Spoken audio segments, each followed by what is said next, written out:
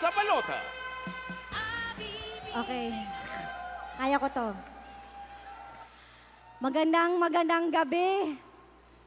Ngayon, alam niyo na kung bakit ginagawa natin ng maaga ang meeting de avance kasi baka mag-overtime tayo kung gagawin natin ng Sabado.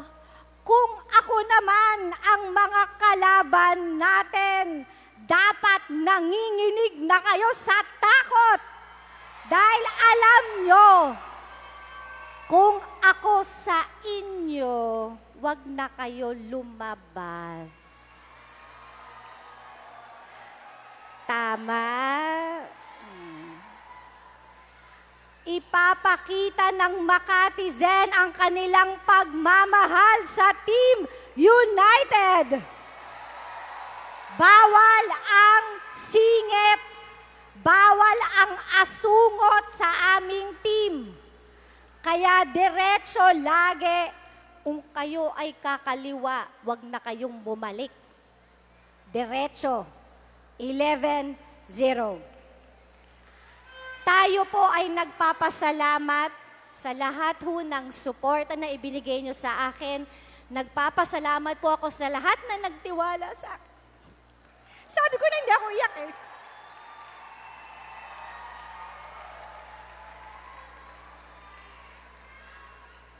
Alam ho ninyo, mahirap yung naging desisyon namin ni Luis. Gusto ko siya, kung nag-e-effort po ako na pumunta sa rally niya kahit na galing po ako sa probinsya. At alam ko na si Luis mas gugustuhin niyang kasama ako na nangangampanya.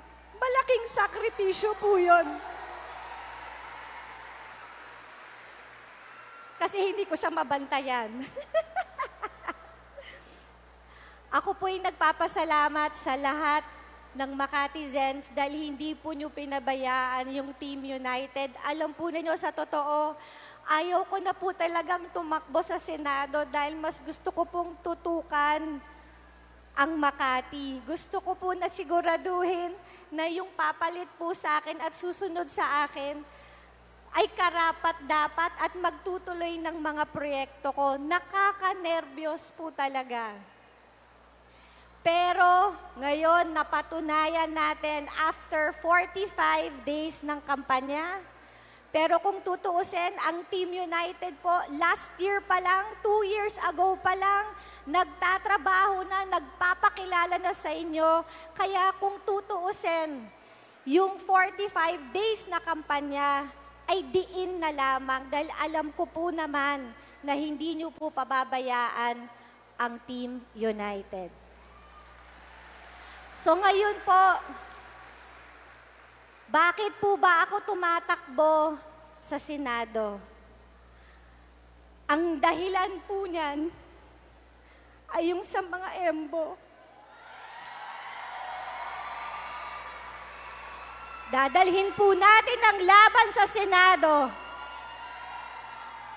At kailangan naman na meron po tayong boses na senador, na taga Makati, na naririnig at nakikipagbakbakan, nakikipagdebate.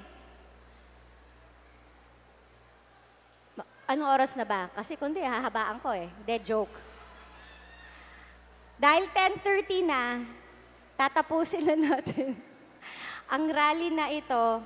Ako po'y nagpapasalamat sa lahat.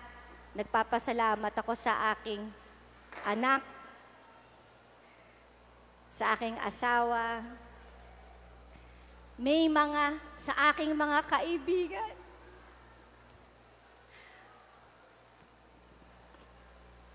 May mga araw na mahirap.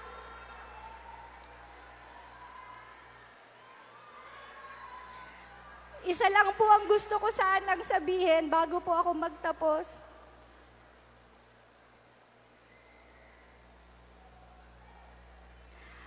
Daddy, huwag kang mag-alala.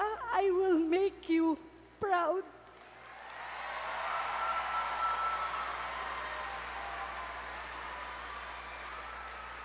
Lahat ng ginagawa ko ay para sa'yo.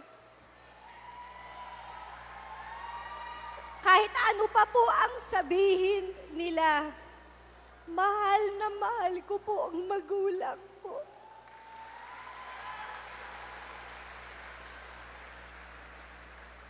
Naging mahirap ang laban na to, hindi dahil hindi kasi pinag-usapan plataforma, hindi pinag-usapan ang mga plano. Naging personal po yung laban na hindi ko alam kung bakit kailangan maging ganon. Pero ako po'y nagpapasalamat.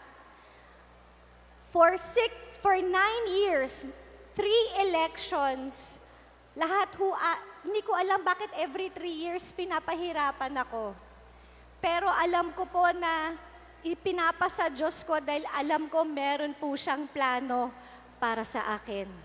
Kaya lahat po ng paghihirap na dinadaanan ko, inaalay ko po na lang kay God. Maraming salamat po sa Team United. Huwag niyo po silang pababayaan sa lahat po ng sumusuport at nagmamahal sa akin. Please, huwag po kayong bibitaw para sa aming lahat. Maraming salamat po. Monique Lagdameo, Congressman District 2 Alden Almario, Vice